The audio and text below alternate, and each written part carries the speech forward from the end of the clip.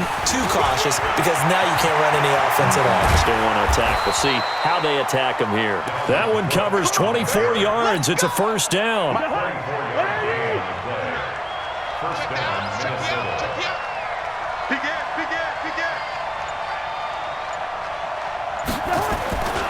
On first down, it's Cook. And they'll get him down as he's inside the 40. 12 yards there, first down Vikings. Do my eyes deceive me, or is he getting stronger as this game moves along? Burst seems just as good here in the fourth as it was way back in the first, doesn't it? I do believe someone put a lot of time in the offseason and continues to condition during the season in order to continue to carry the ball at this rate. They'll run on first down. It's Cook. Down the numbers. There he goes. Touchdown, Vikings. Dalvin Cook, his second touchdown of the afternoon. And the Vikings are going to widen that advantage. And he certainly played a pivotal role with those two TDs and why they're up on the scoreboard right now. Well, someone's all about winning, aren't they? Because he's not worried about the number. Sure, it's great to have 2 touchdowns. But the bottom line is what he's doing is contributing to their lead. He wants to continue to do so. That'll be taken in the end zone. And he'll take it back to about the 19-yard line. The Atlanta offense out there for their next drive. And they're hoping to redo their efforts in the last drive when they got into the end zone. And just think of what it's like now on the sideline. Because when you score a touchdown, you have to go over and look at the tablet and see what you... Oh, this is taken in. It's complete. Past the 20. And he'll take it into the end zone. Touchdown, Atlanta. Julio Jones.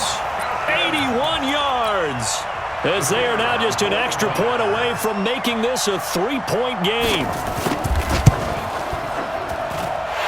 Koo able to connect on the extra point. And now things get a bit more interesting here in this fourth quarter.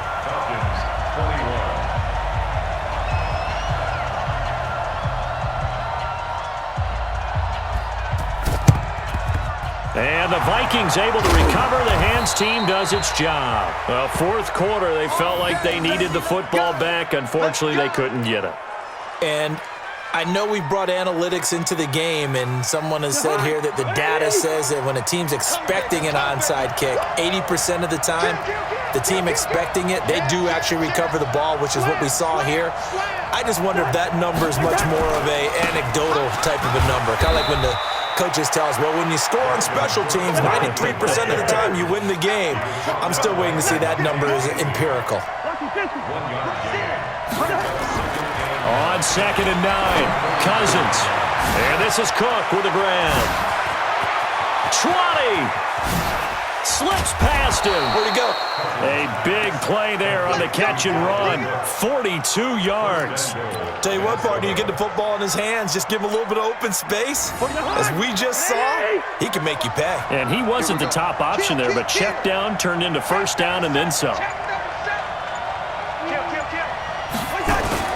They'll run for it with Cook. And he will take this one into the end zone for a Viking touchdown.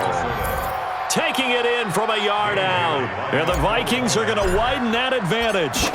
He keeps carrying the ball into the end zone, and in this one, he's sort of carrying the team on his back. He's the reason that they lead right now. No question about it. And you talk about on his back, he's not minding the extra weight at all, is he? Carrying that just as lightly as he does the football. Yeah, what a great performance so far. Those 3 touchdowns, it's got him in the lead. And no run back here. This will be a touchback, and it comes out to the 25-yard line. About set to begin their next drive, the Falcons offense at the line. They'll start on the ground. It's Ito Smith. And he's upended at the 33, following a good pickup of 8. Here's a 2nd and 2 now from the 33. Again, it's Smith. And he'll bring it up here to right at the 40-yard line. Now, yes, a 2-possession game, but a good chunk of time on the clock, so they have the ability still there to run it on 2nd and short, but maybe they need to pick it up a bit. You're right. They did pick up the first down there, but they, as you mentioned, they have to pick up the pace now because it's a 2-possession game. They've got to get there twice to make sure they have a chance to win. On 2nd and 9, Ryan nowhere to escape, and he goes down. There for the sack, Everson Griffin. I remember throughout my career hearing defensive coaches always say, guys, you got to earn the right to rush the passer. Well, they put themselves in a great spot with this big lead, and they know they've got to throw the ball. These pass rushers have to be salivating. It is pin your ears back time indeed. Now the throw on 3rd down, knocked away and incomplete. Not only was the call spot on, how about the execution of that defense right there? The zone was absolutely locked up tight.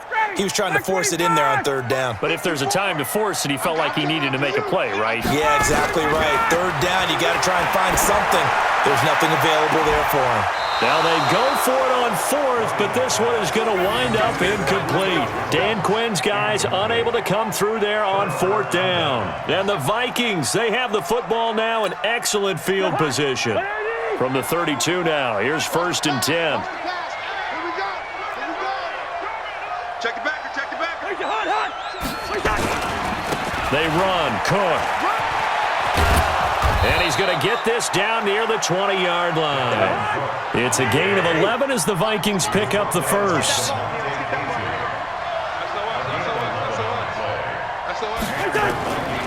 They run again on 1st down. Cook, he'll have a 1st down inside the 10. And he'll get into the end zone. Touchdown, Minnesota.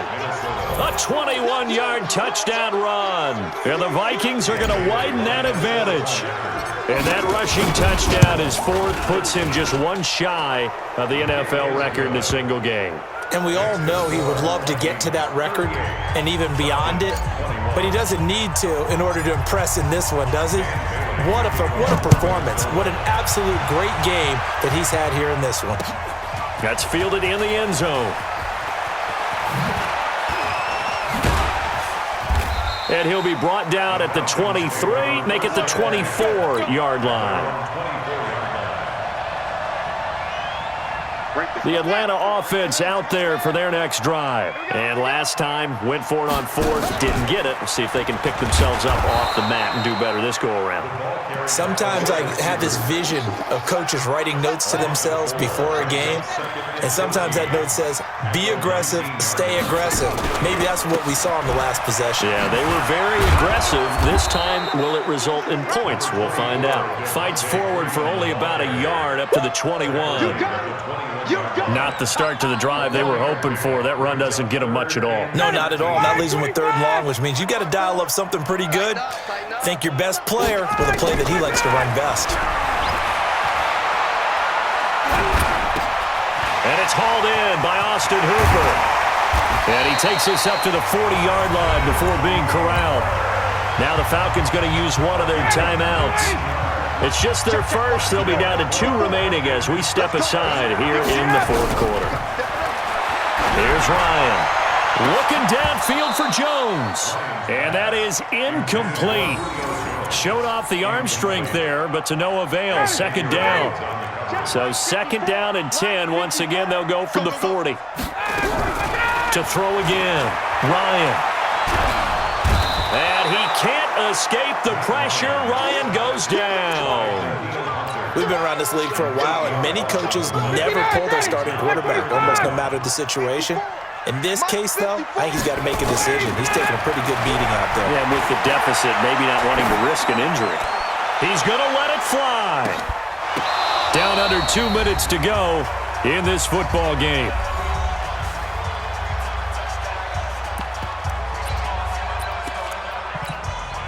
So it's Falcon football as we welcome you back. All right, they're going to try and keep hope alive here on 4th down. They're going for it. Ryan, nowhere to escape, and he goes down. Daniil Hunter and the Vikings, they have the football now in excellent field position. You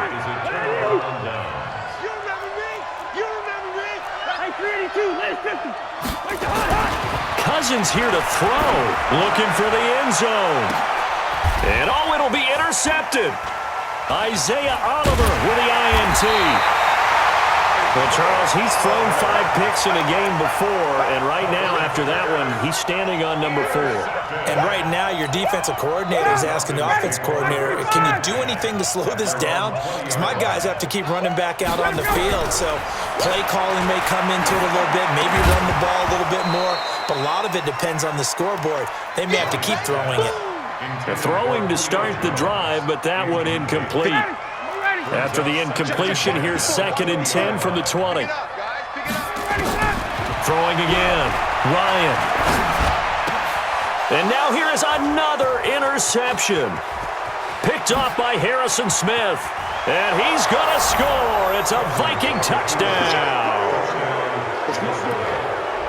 And that one will pretty much erase any hopes of a fourth quarter comeback. With emphasis, interception, return for touchdown. Door closed, locked, reinforced. Extra point up and good by Bailey. And the decision to just kick the extra point winds up successful. So they'll get another shot on offense following that pick 6. And now the kick is away. That'll be taken in the end zone.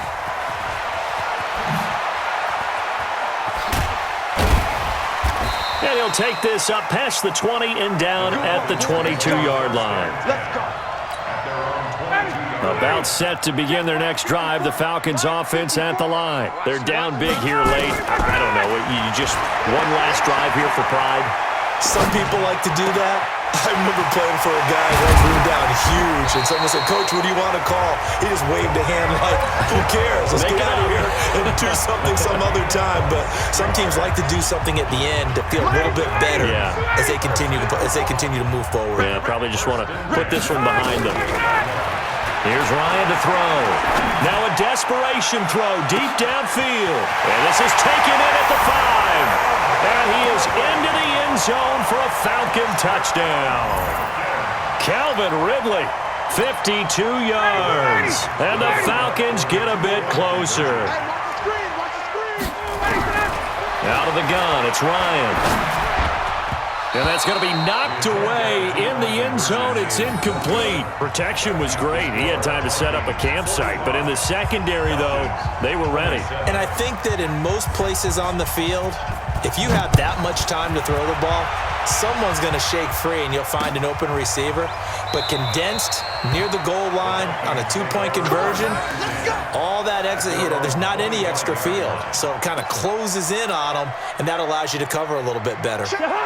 Here are the Vikings now to start their next drive. And checking the timeouts, they do have 2 defensively, but no real need to use them as they're not going to be able to stop the clock after that.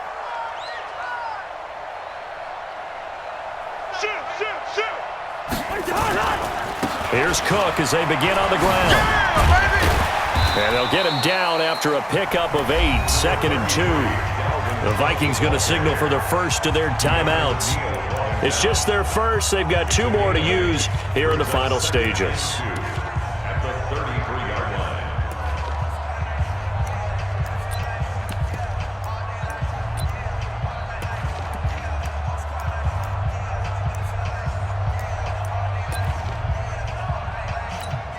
Here's a 2nd and 2 now from the 33. I got you. Throwing here, Cousins. And my goodness, another interception. Picked up by DeMonte Casey. The interception woes, they just continue to mount. He's thrown 5 picks. At this point, you got to be thinking, is it something between the ears? I think a confidence hit does occur once you start getting those numbers up there a little bit. But as you and I both know, it's not always just one guy's fault. Maybe somebody ran the wrong pattern. Maybe some balls were tipped. It could be so many different things. Bottom line, though, it comes back to the guy throwing them. So now they'll come up on 2nd and 10, once again from the 28. And now here is another interception. Picked off by the linebacker, Eric Kendricks. And a big turnover there as his guys will get the football back. Both defenses have had their struggles, but they've been good enough to get them this lead, and another nice play there to help preserve the lead. It's been a game of punch-counter-punch, hasn't it? All throughout.